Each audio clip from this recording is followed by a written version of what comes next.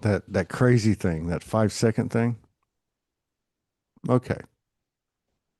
Yeah, some of these pictures and the graphics are incredible. Okay, boom, boom.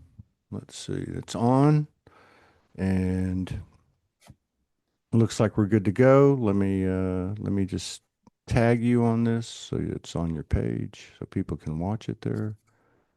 That's not you. Unless that's not you either. No, we have a matrix flaw here. That's happened before. Let's see. Wow, that's really weird. Well, that shouldn't surprise me with the energy that's going around.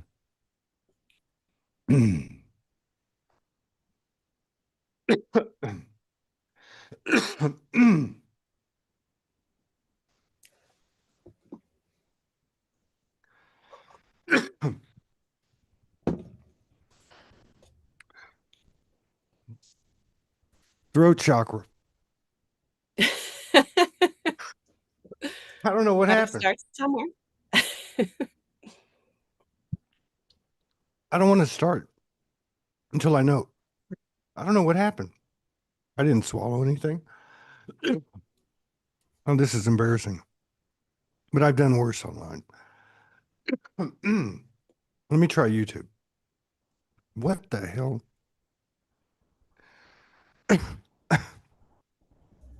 What is going on here?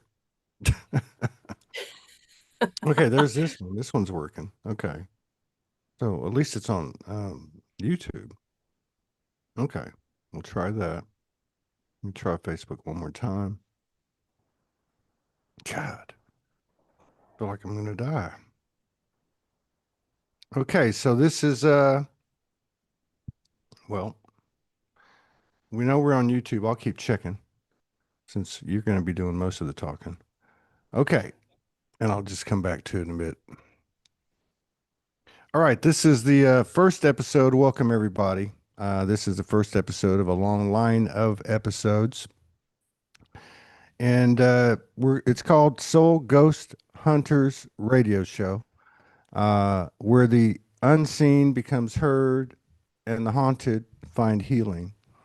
This is Liara Covert. This is a series that's based on a book that she is in the process of publishing, something that she talked about on the show, our Soulology show 2 weeks ago. If you'd like to check that out, you can go to YouTube and you can go to Facebook for about 2 weeks because I'll delete the video, but you can find it on YouTube. Very interesting story. It's worth the listen. It's about an hour and a half, 2 hour show, but it's worth the listen. And I'm real excited to be a part of this, to be facilitating this. We have in the past, it's been quite some time, had short series where people would come out with books and we would go through the books. This is a lot different. This is a much different thing. It's more of a multi-dimensional, multifaceted type of multi-stream type of purposes, meanings, what you can get out of it. I would say there's a bit of art to it, there's a bit of life to it, there's a bit of soul to it, and there's a bit of ghost to it. And I really like that word because I think it's a bridge, as Liara and I talked about. It's something that people can relate to, both in these circles that we over identify with at times and those people that are not in these circles. So we're looking for common ground, we're looking for common denominators, and this is going to be an ongoing thing at the same time every week. So keep an ear out for it and come join us either live or on the replay. So we're going to start digging into this right now. We're just making it up as we go because that's what we do. Just keep adding frequencies to an ever expanding vibration, and we show up. So Liara, thank you for coming up with this inspiration, with this idea, and for having the ovaries to share it with me, and then allowing me the space to think about it and say, okay, let's go do this. But yeah, I'm ready. I'm ready to go explore some ghosts, to go ghost hunting and see what we can find out about each other, ourselves, and the collective. So welcome, and this is your time. Let's go. Well, thanks, Todd. It's really great to be here with you and with our audience. to explore a topic that has been a cultural preoccupation for as long as we can remember, and even before that. And it's the term ghosts itself is just such a thought-provoking term for many people. It's very charged. It tends to bring up a lot of stuff. So maybe I'll start asking you, when you hear the word ghost, what comes up for you? When I hear the word ghost, what comes up for me? I haven't thought about this. You didn't give me any chance to prepare.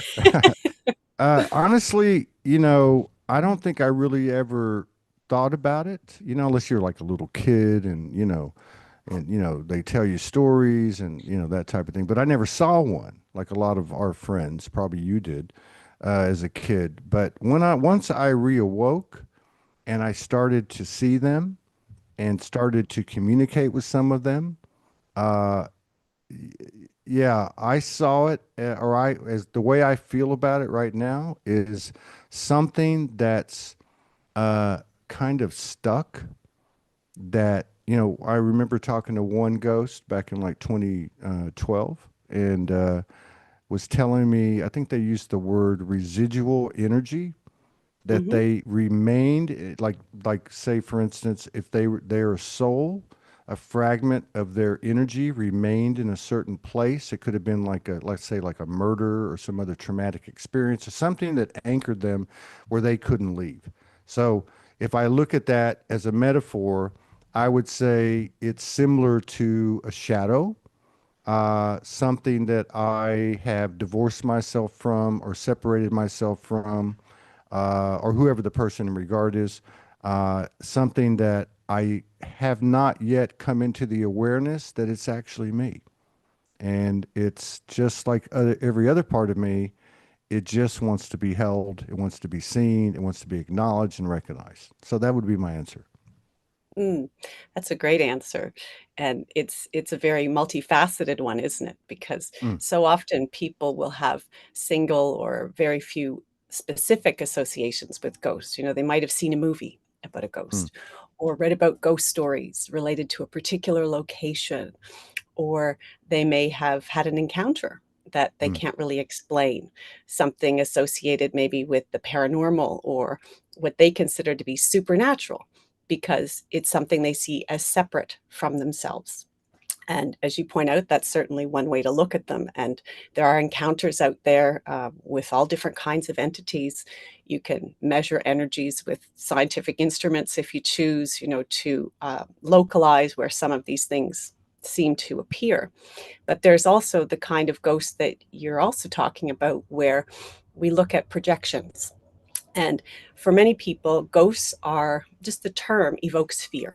It's associated with something uncomfortable, it's associated with something that alienates us.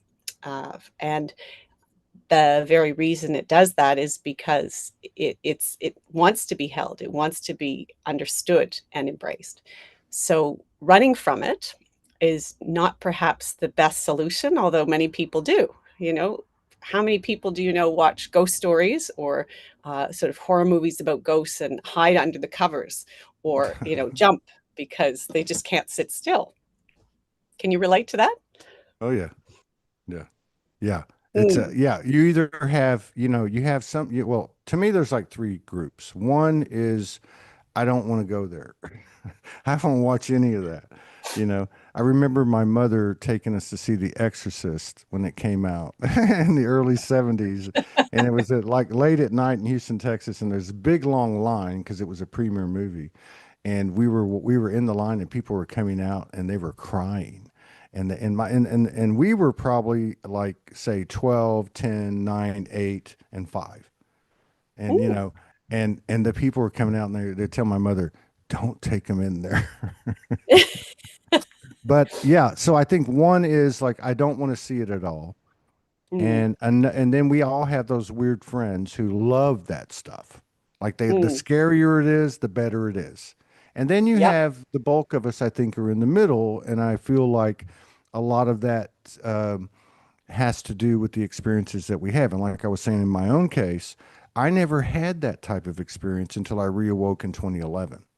And then you start to see them and you start to interact with them, and it's a whole different ball game. You realize that they're just like you, basically, you know? Mm. So much so. They also come up in night dreams. I've done Mm, dream analysis, dream interpretation with people, and nightmares can be very thought provoking, but can be very alienating for people as well because you're running from something and people don't always know what they're running from. And there's a symbol there, there's a metaphor. And it's incredible what happens when you can train yourself, train the mind to turn around and actually face what you're running from. It mm, totally changes the whole mm, paradigm. mm, And I look at someone like Stephen King, for example. Many people relate to his books and movies. He is, a visionary when it comes to the horror and ghost genre. And many people ask, what kind of a person must this be because of the kinds of imagination he has and what he puts into his books. But one of the things he says about ghosts is that monsters are real, ghosts are real because they live inside us. mm, And it's the idea of the demon that we run from is a part of ourselves that we have just forgotten or we've mm, rejected on some level. mm. And once we can identify what that is and get sort of down deeper within ourselves, then the game changes completely, doesn't it? Well, that's really, to me, the wisdom of it all, right? You know, because I mean, we equate a lot of these experiences to the normal things that are outside of us, those ghost stories and this and that. But this is really what our shadows, and I mean, that's really it. And you're right. You know, I remember having this. I don't know if I've told you about this, but I had this in the original Sology Studios. I had a floor to ceiling mirror. It was about 10 feet high. And one night I was working late, and my soul said, "I want you to stare into your eyes." I was about 15 feet from the mirror.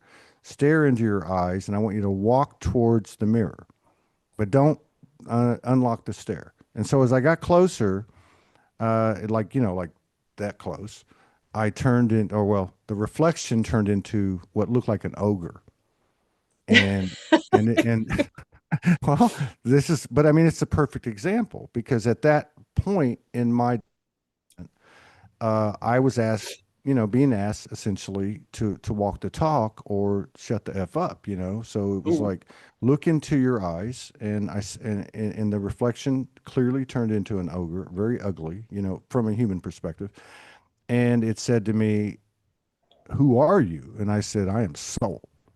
And he said, "Are you sure?" And I said, "Yes, I am Soul." And then the ogre kind of metamorphosized into like a Shrek ogre, like a cartoon. It shrunk, and then it kind of got this look on its face, and it just turned and walked away. So I think there's a lot to be said for what you're saying in facing this, because what are the things that we don't want to face? The ghost, the shadow, right? mm, We all want to face the Jesus in us and the Kuan Yin in us and all the beautiful love and light beings in us, but it's the other part of us that is the real treasure that we haven't explored. so true.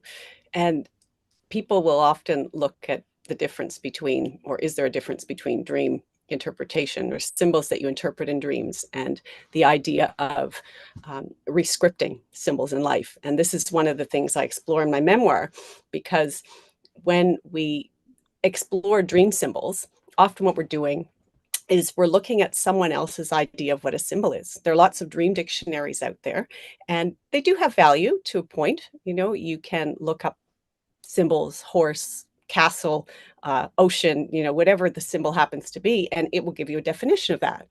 And for some people, that's very useful because they are attempting to decode what's going on inside themselves. But that's only an interpretation based on a mental level. And what we're exploring here, and we're going to continue to explore on this program, is the idea of emotional rescripting, because each symbol is something that has a charge to it, an emotional charge. And in order to truly get to the core of what's going on within yourself, you can't just look at it on a mental level. And if we get in touch with the emotion, that gives us another dimension. So I'll give you another example. Let's say we have someone who um, works in a city. And in a city, we have a lot of things going on, but we tend to be disconnected from the earth. We don't tend to have as many trees. We don't tend to have waterways that we do when we're in the countryside.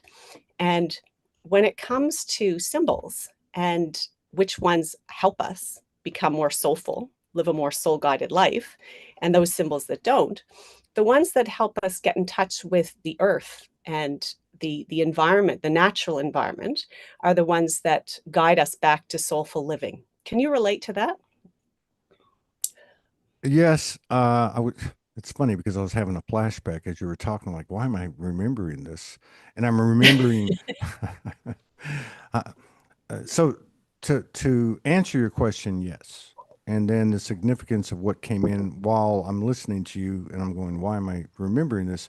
I was, for me, like when I reawoke, and I was in the city, okay, I was in Houston, which is like, 8, 10 million people. I'm in the heart of it. I'm in the heart of the energy corridor, which is the international oil and gas company, neighborhood. Like all the buildings are, those companies. But in the middle of it is a bayou. And a bayou is like a swampy stream. Okay. And I lived right on it. So every night I would go out there and my soul would call me out there. And as mysterious as it was, and the things that I experienced, which were both physical, non-physical apparitions, and so on, it was like an addiction. I had to go there. It was like my school, and that's Mm, exactly what it did for me. It wasn't always pleasant. Sometimes it was downright scary as hell. But the level of elevations that came, particularly from equalizing the dark and the light, seeing the dark as the light. Okay. It was easy for me to look at the light, but it was the dark that was showing me something else. But yeah, and I remember this specific thing that I hadn't thought about this probably since it happened. It was probably like 2016, right before I hit the road and started doing all this crazy stuff. There was a tree. I'm big on the trees. And the trees have been my greatest teacher, on a personal level. I don't talk about it much. But I went to this tree, and the tree was shape shifting. And it was showing me that kind of like the story of humanity. It was like some hybridization, but I don't mean so much from a physical sense, more of a spiritual or energetic sense. It was talking about growth. It was talking about merging. It was talking about beauty. It was talking about life. And as I'm sitting next to this tree, I look to my right and I see this gray foot. And it's like I'm looking at like just below the knee down. I can only see the right foot. It's kind of grayish blue. Now it's dark, but I can clearly see it. It's not very attractive at all. The toes don't look like ours. And I'm thinking, what the hell is this? I don't want to look up. And then I just felt like I didn't feel like a physical hand, but I could feel the pressure put like come down onto my shoulder just to let me know everything's fine. I'm just here to witness this or something like that. So you take something like that and, we're designed or programmed or conditioned the minute we see something like that is to run. oh, yeah. But but if we stay, it's kind of like a little kid going into the doctor to get a shot. You know, Before it happens, he or she is freaking out, screaming and hollering. All the muscles are constricted and da da da. And they give him a lollipop and try to make him laugh. And then as soon as the shot goes in, instantaneously comes out. He's like, "Oh, okay, it's okay. It's It's not fine. that big a deal. It's all right." Yeah, yeah. So yeah, yeah, I feel like that we're kind of, and there's got to be a reason behind the rhyme. There's a reason that we've been conditioned to want to run, or that's been portrayed as something, don't look at it. Well, why do you think it's been put there not to look at? Because there's gold behind it. And that gold is us. It's our own shadow, our own self-judgment, our own self-perception, our own bullshit, our own lie that we don't even know because we haven't given it a chance. So yeah. Mm, what you point out is the difference really that we're taught to assume exists between where we work and where we play. You know, why is it that people look forward to a holiday, and where do people want to go to a holiday? They want to go to an exotic location, a beach, nature, you know, to get away from the rat race, which traditionally is in an office or in a space which is away from nature. And we do discern that there's a difference in how we feel in these different environments, and yet we're conditioned to create a situation where we suffer or we feel we're suffering, think we're suffering, in order to earn the opportunity to go back to nature and to reground. An analogy can be made with the grocery store. If anyone has ever go into a grocery store and see there's a health food aisle, and then there's the rest of the shop. And many people will start to ask themselves, well, wait a second. If there's one health food aisle and there are like 15 other aisles, what else are we selling here? But where do we spend most of our time? We spend most of our time in the other 14 aisles. We don't tend to spend most of our time in that single health food aisle. And in a similar way in life, we tend to be conditioned to put ourselves in environments which aren't natural, which are disconnected from the earth.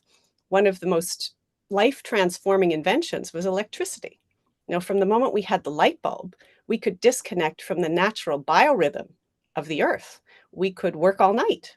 You know, before that, you know, farmers, how would they function?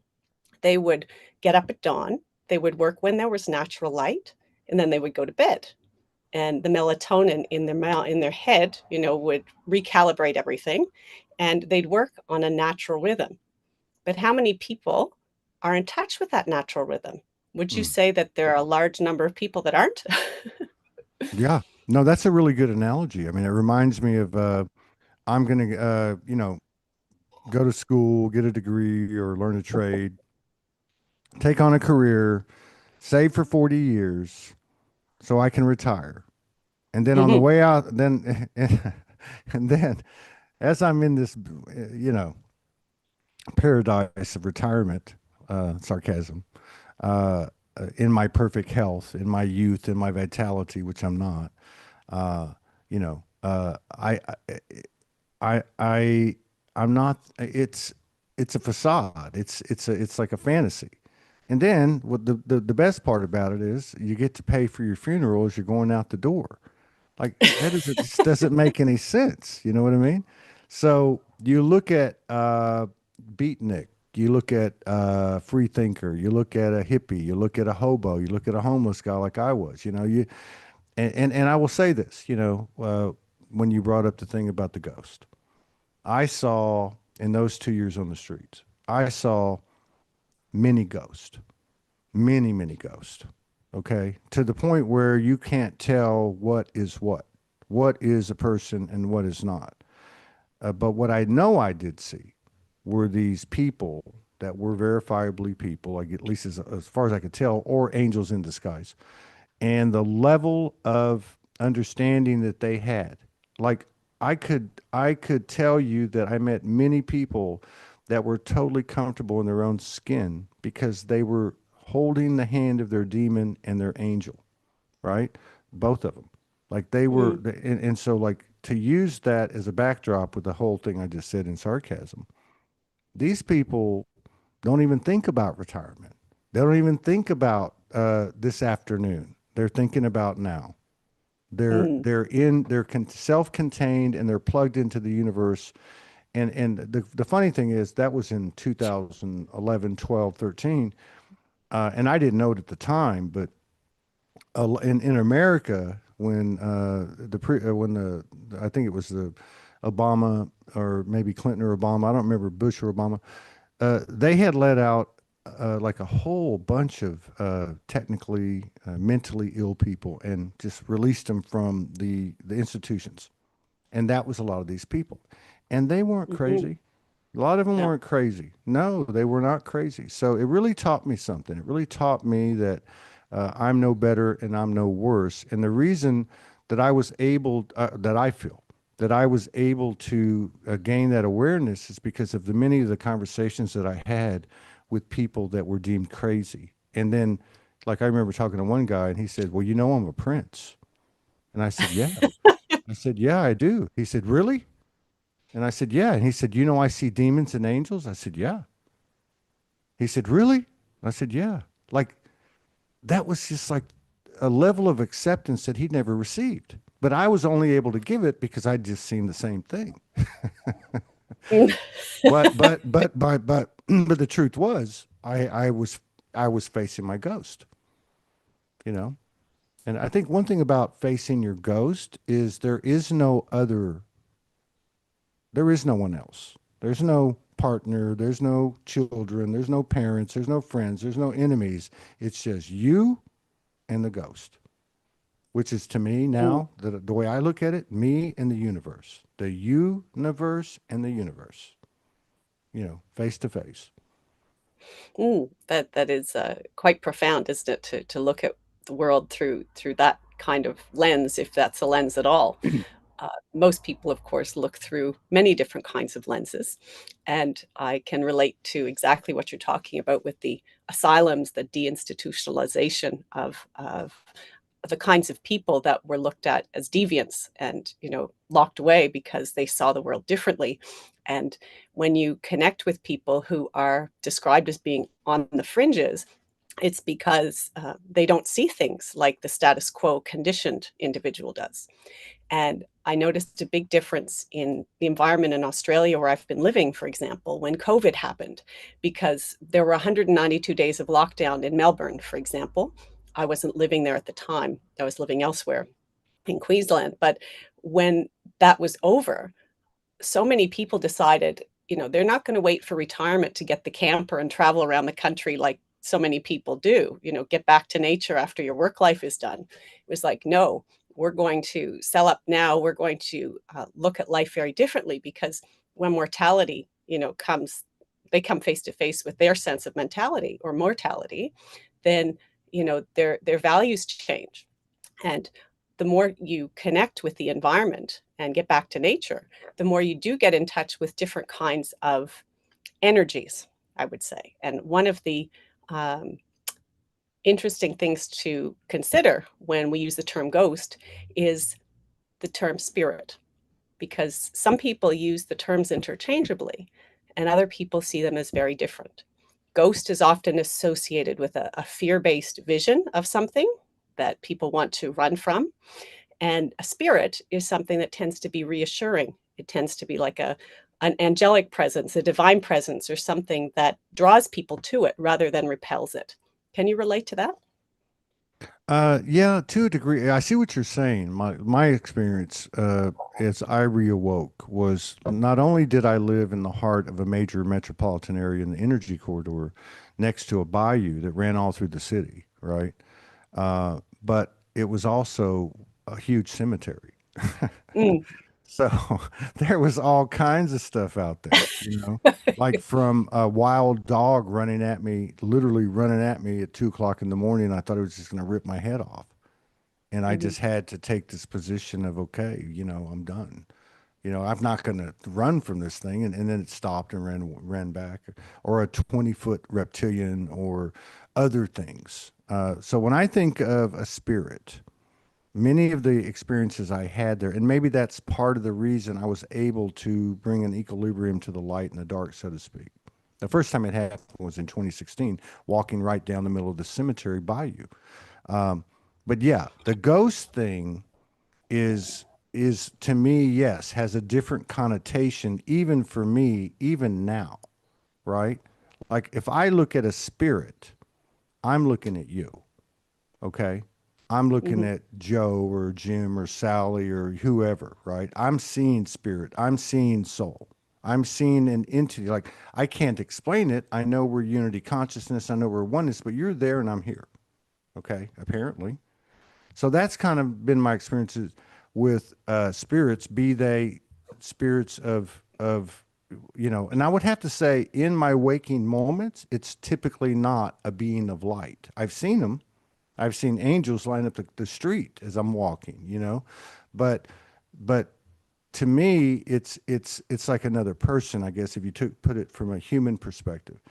The ghost part of it, I mean, I think the word, I haven't looked up the etymology. I love words and I love etymology, but the root of the word ghost, like ghost just has this connotation of ooh, Mm, like scary, like, and then if we can bring that into ourselves, um, I mean, we know that through this journey of the last whatever years, that ultimately it's never them, it's never out there, it's always me. Doesn't matter how much I was victimized or, how unfair something was, doesn't matter. At some point, you got to say circumstances and consequences are the same damn thing. It's about where I'm at and where I'm going.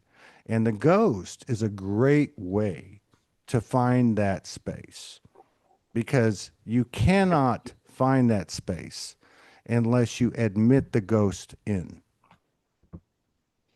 mm.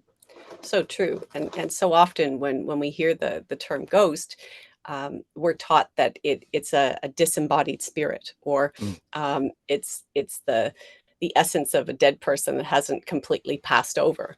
And so we have a limited idea of what this energy is. We don't see it as also being something else.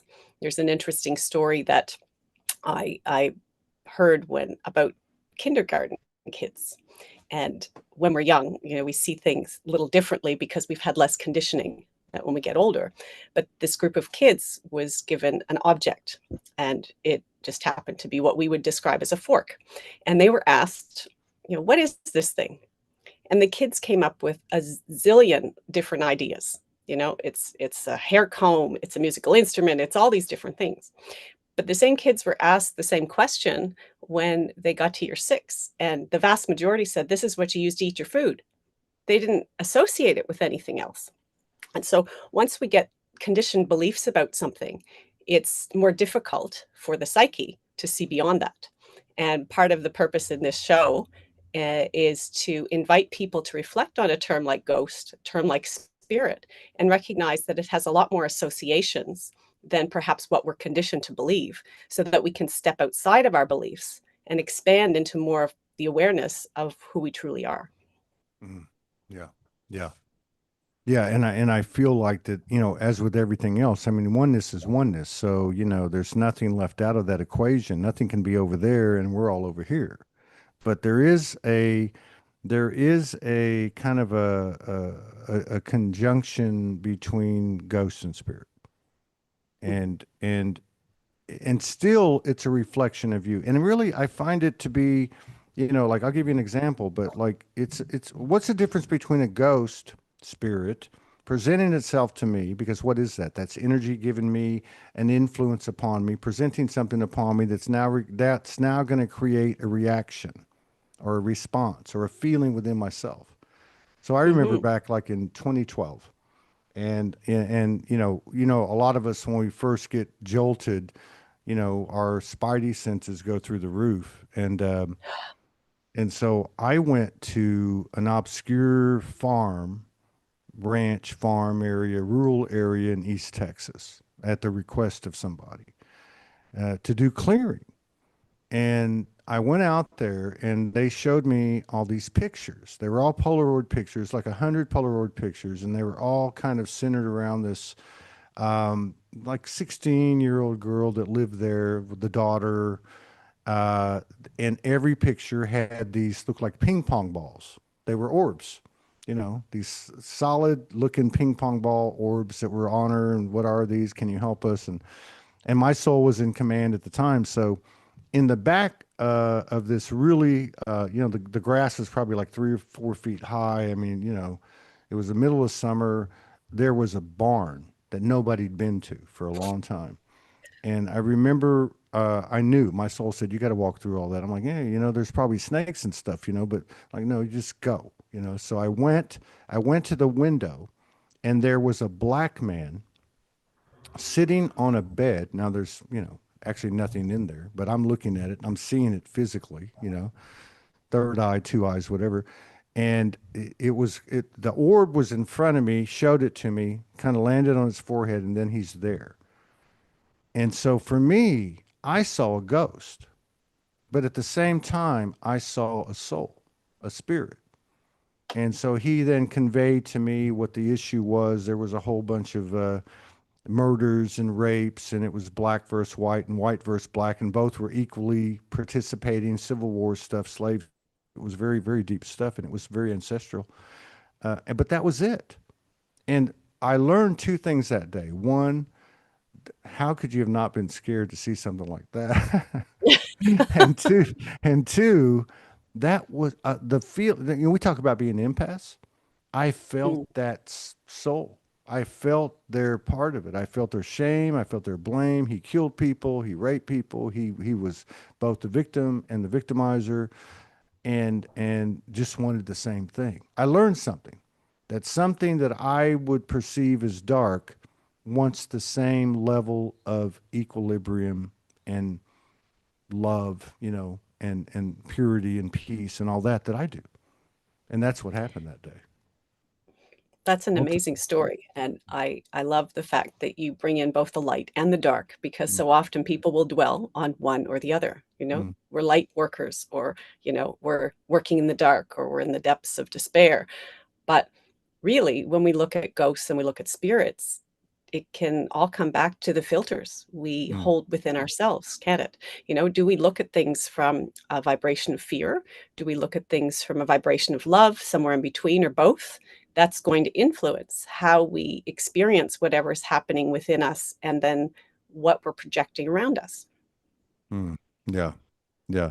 And the crazy thing is we can look at the same, we can, if we can step back and take a breath and allow this expanded consciousness to do what it can do, if we allow it, which means we have to let go of or examine and let go of some of these things that have been preconditioned.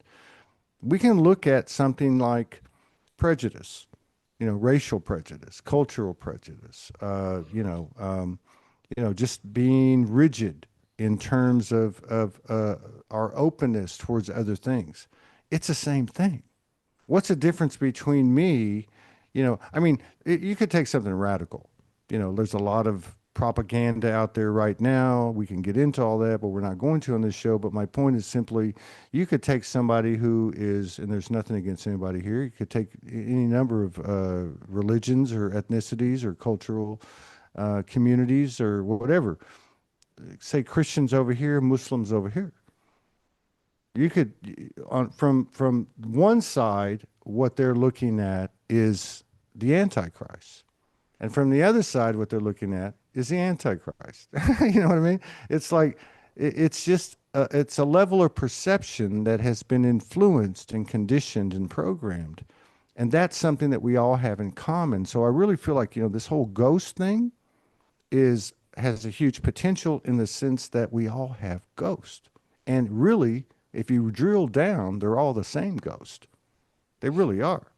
So, you know, I mean, it's nothing to be ashamed of. It's actually, many times we discover in our transformation that the greatest weaknesses we have end up being the greatest strengths we have, Mm, you know? so well put. And you also point out in your stories too that our environments tend to have their own energies, and how we interact with those energies also influences how we experience things. For example, I gave a eulogy at my mother's my mother's funeral years ago, and she was Mm, present. And because of that peaceful nature of that particular environment, yes, there was grief, and there was, a spectrum of emotions people were experiencing, but how I experienced it was very much related to how I felt inside myself. Whereas I've been in other environments, former penal colony sort of prisons, for example. And what I experience there is very different, because part of me isn't completely present. And so there was one example in a place called Port Arthur in Australia, which was a former penal colony. And it's actually a World Heritage Site. People will go and they'll visit this place. And they have this ghost tour at night. And of course, I had to go and do the ghost tour, and you have someone with the lantern taking you through the buildings and through the grounds, showing you different things, talking about the history. But we went down into the basement of this one building, which was known as sort of an executioner's chamber. And I noticed the temperature changed. And, there were many different facets that were different in that environment than outside. And the person I did this ghost tour with took pictures of me sitting in this particular place at a table. And I felt this very uncomfortable presence behind me. And the temperature changed. I had goosebumps on my skin. And I just sensed that there was something there. Visually at the time, I was facing forward, so I didn't look behind me. But when we developed the pictures at the time, it turned out there was a being right behind me. And so I could feel the presence of that even if I didn't have the visual recognition. And so when people do have experiences with entities and ghosts, they don't necessarily see them on a visual level. They can tune in energetically, they can feel differences in temperature, different senses will give them, I guess, insight into what's going on. The question is, do you trust the messages that you're getting, the energies and feelings that are coming to you, or are you doubting them?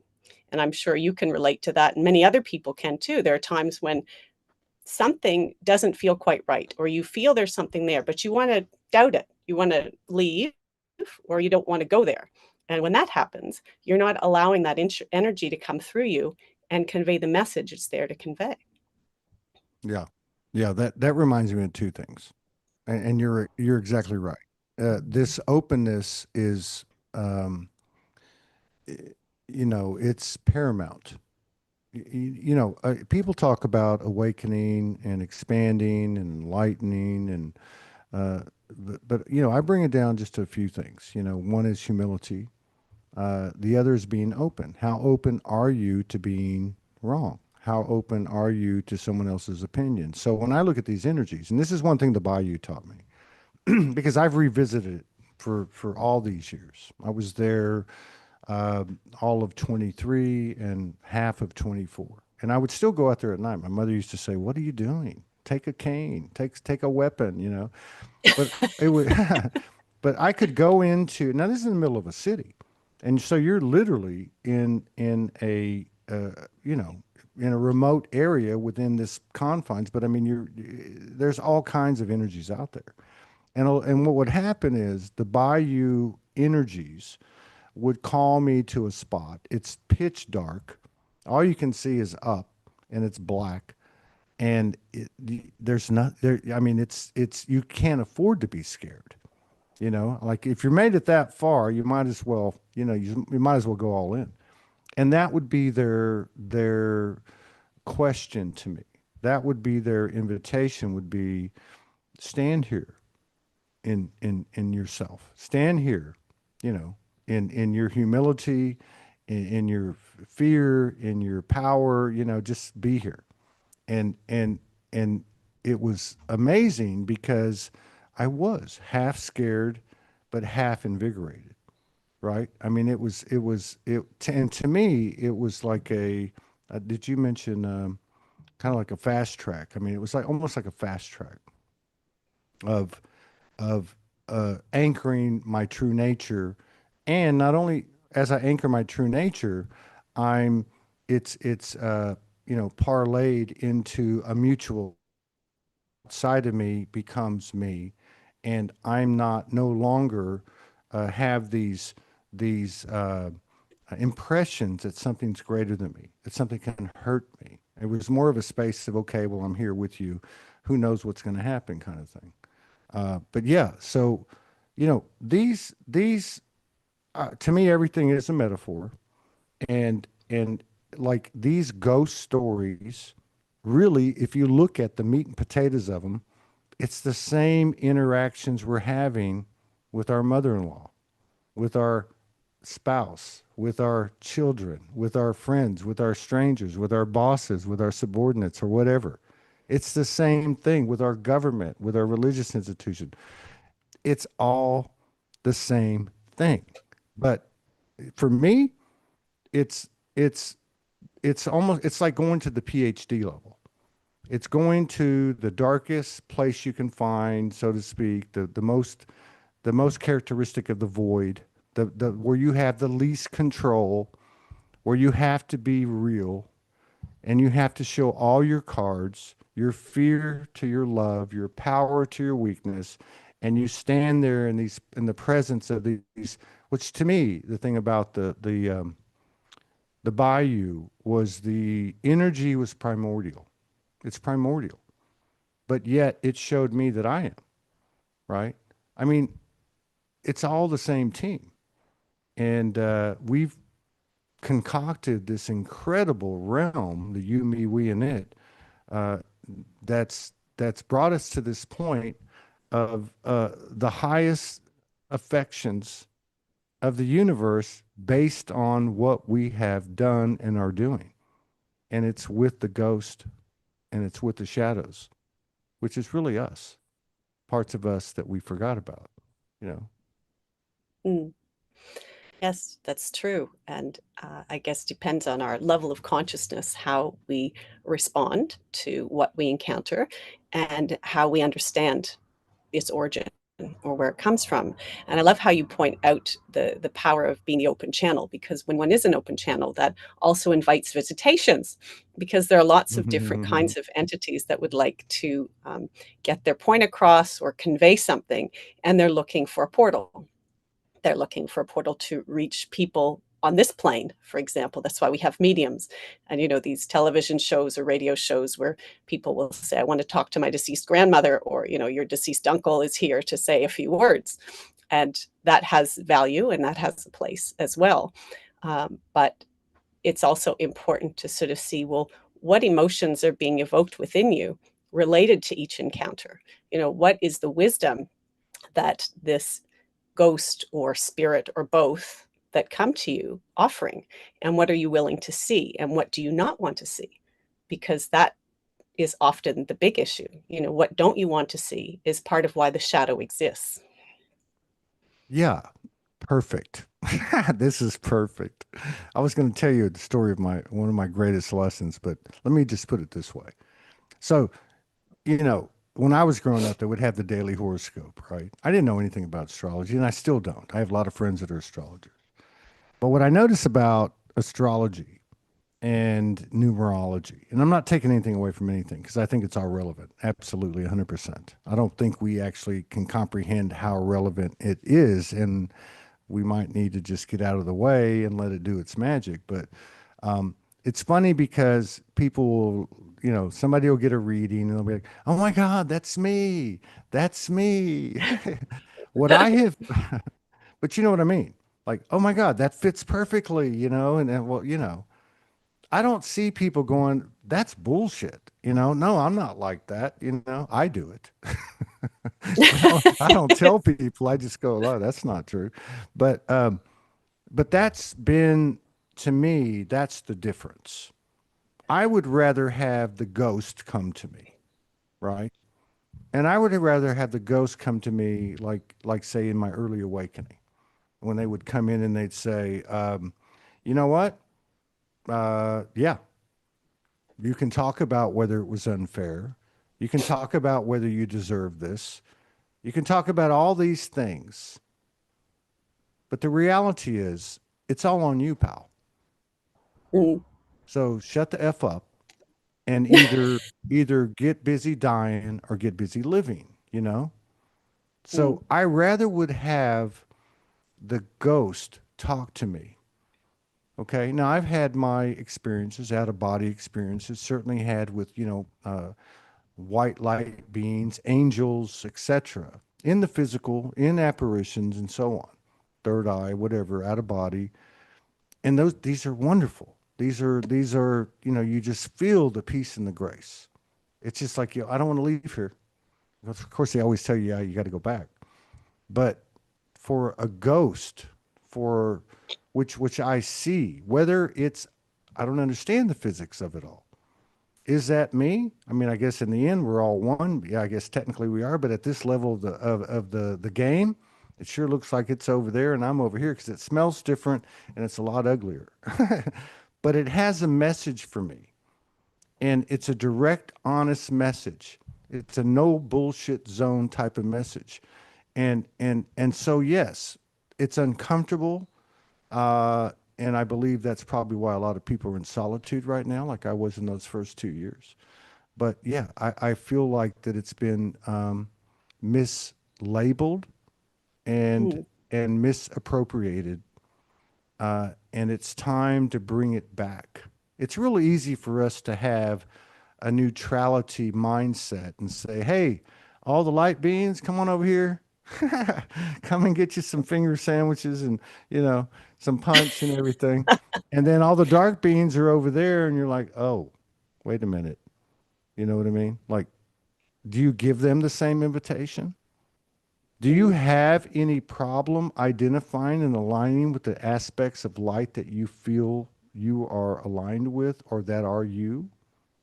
Now, ask the same of the dark. Ask the same of the shadow and the ghost. They have gold that we have yet to discover. And if we have had our memories erased, that's the biggest part mm. to me. That's just my humble opinion. Mm, yes, that which we resist is often the source of our greatest treasure, isn't it? Mm, But we have to have the courage to go there. mm, And I love the references made to books and stories as well, because it is said that all information is in every book. And yet the information that we receive or that we're open to relates very much to, are we an open channel? Are we a closed channel? Based on our experience. Many people will relate to reading a book at one stage of life or seeing a movie at one stage of life and revisiting it at another stage.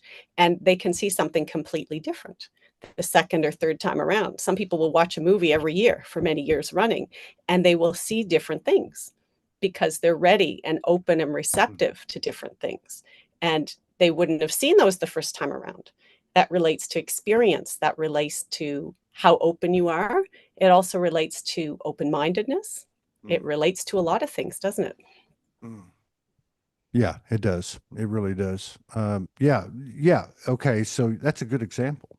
That's a really good example because if you take it as a metaphor and you say, I watched this movie one time, I read this book one time, and this is what it said. And I could become like Paul in the Bible, like the greatest advocate of it. But if there's no bend in it, then it becomes flatlined. And if we are learning anything in this experience, this experiment, we are learning that the more open we are, the more well, let me say it this way: we're learning that stagnation does not work. It's the grandest illusion. You can't flatline. You know, certainly I'm sure we cross thresholds as a human and as a soul, and we put our feet up on the desk and our hands back and sit back in our chair and say, "Oh yeah, I got it now. I can relax. I'm here." No, you're not here. It never stops. There's an ing to all of it. So I think that's a really good metaphor because we can take a snapshot right now, going back to like getting a reading. In that moment, you get a snapshot, and that reader may be the greatest reader in the universe. But the moment that you leave that space, everything's subject to change. Okay. So to me, if we are moving, let's say we're moving up a path, let's call it the soul highway because I love that term. And on one side you have the light, and one side you have the dark, okay, and all its connotations. And if I'm relying, my GPS is overly extended and overly identified on one side or the other, and it doesn't matter, I'm going to go askew. If the Mm, idea is to take both sides in, then let's take both sides in. And it looks like, in regard to the challenge of humanity's place now and where it goes, if you look at the movie script, that is unsurmountable. But the reality is it's happening within ourselves. And it's not about Trump, and it's not about Biden, and it's not about Russia, and it's not about Israel. It's not about any of these things. It's about me. It's about you. Are you willing to look at your ghost? mm. Because So true. And as your ghost are you, right? they are, and I was going to say, very true, because as you evolve and shift within yourself, you're going to have a different relationship with the whole concept of ghosts, your experience with spirit, entities, many people will relate to having lived in more than one place, Mm, having had more than one relationship, had more than one job or career. And all of these transitions that we go through as individuals are affecting not only how we relate to the collective, but also how in touch we are, how open we are to more soulful living, more wholehearted living. And it also changes the encounters we have with ghosts or spirit or entities. You know, at one stage we might call it a miracle that we happen to see something divine. People go on these divine pilgrimages and they'll see miracles in particular places in the earth, for example.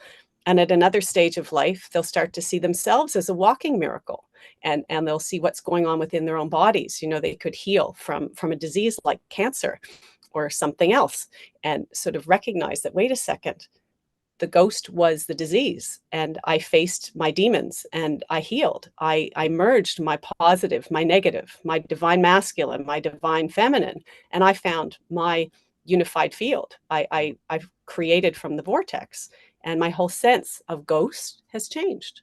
mm. Yeah. Yes. Yes to that. Here, here.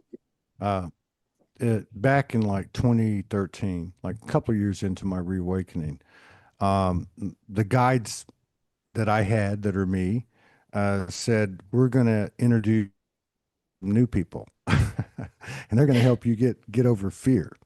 And they ended up being three relatives from a previous life, Lakota indigenous life. And one of them was in that life my father, and his name was Chief Running Bear. And so I get this information. I'm in a hotel room one night, and I look in the corner and I see this Indian figure dancing in the shadow of the light over there. And we start this commune. And in the process, um, I found out that he was stuck on the grid, like stuck in the plane, stuck in between, like a lot of us have discovered if we've done any kind of soul work or whatever, if we were called to do that. And so what ended up happening was he started to tell me about all of the atrocities, which I had known about because I'm a history buff and I had an affinity for the indigenous, you know, and the things I read as a kid. But he said to me, you know, this is what happened, you know, and then I won't go into all the details because we know what they are. And I said to him, and again, I'm just giving him, you know, it's not me, obviously. It's the infinite intelligence. It's the bond between us two, the soul of you, the Holy Spirit, whatever. And I said to him, you know, these perpetrators, this is kind of the role they played. This is what it was all about. And it was, I could see the light, and it was like something like 175 years he'd been stuck, right? So whatever that went back to, like, you know, whatever that was, like 1775 or something when he died. And I saw the light bulb go off, and he said, "What?" And I said, "Yeah, they're just like us. We're all the same." What? And then you could just see it lift off of them, right? And so it taught me something. Even though I was the messenger, even though I didn't originate that, I was just the conduit. I saw the transformation in an energy that I was related to that was like, it wasn't even like night and day. It was like, it was far beyond that. It was like light years beyond that. And I never saw that energy since because it was such a profound expansion or explosion or whatever you want to call it. So I really feel like that, you know, for me, and coming from the metaphoric of my own father, that was a great teaching because no matter what it looks like, you know what I mean? Like the old adage, you know, God doesn't make garbage. So no matter what it is, no matter what you think it is, it's the same thing. And I think what we're finding out now is these ghosts, not only are they us in the sense of a personalized way, but they are divine. Hmm.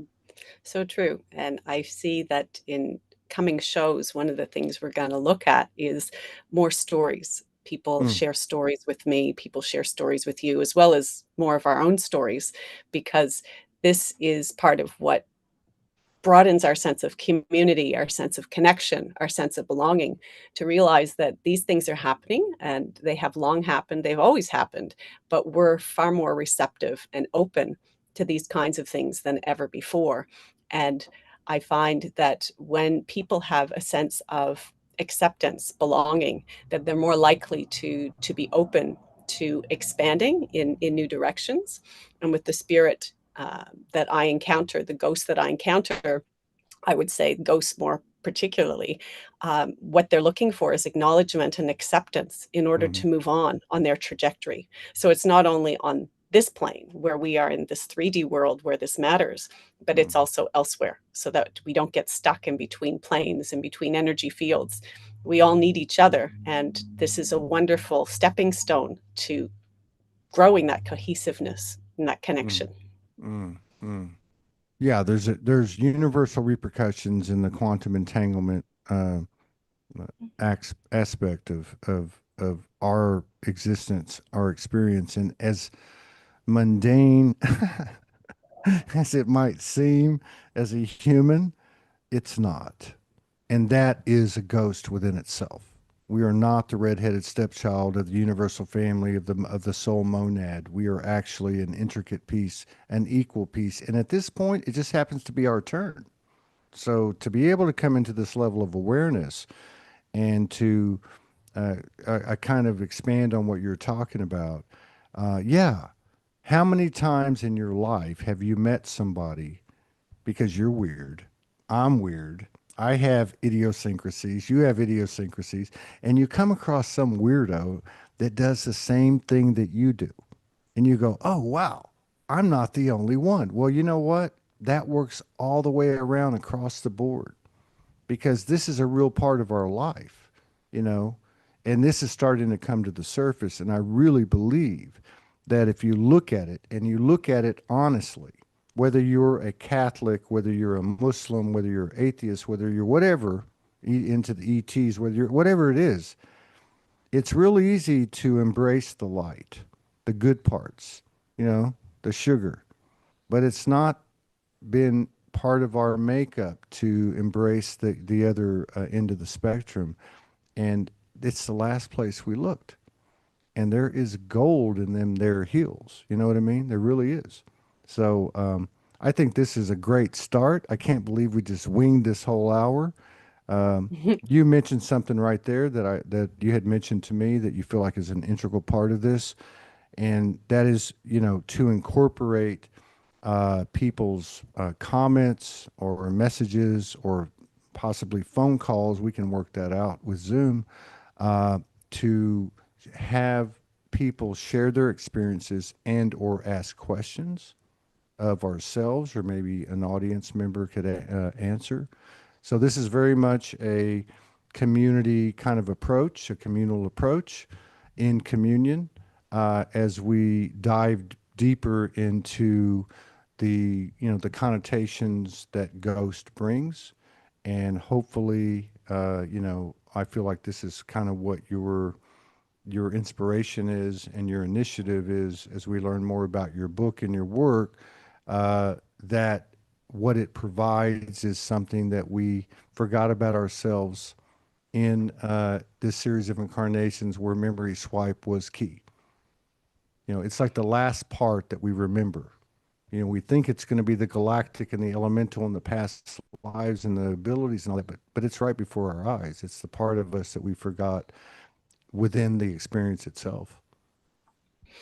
So true. And it's all about finding our voice and feeling comfortable to share. And this is the perfect environment to share those stories and to interact. So between now and next show, please do get in touch with us. My website, liaracovert.com, or of course, Soulology rather, with Todd Bedina. Share your stories, share your questions, and we'll be able to incorporate those into future shows. Perfect. Sounds good. I love this premiere episode. We'll see you same time next week, same bat time, same bat channel for those of you who are in our age group. You'll know what we. All right. Thanks for joining us. Okay. Hang on a second. Let me turn the stream off.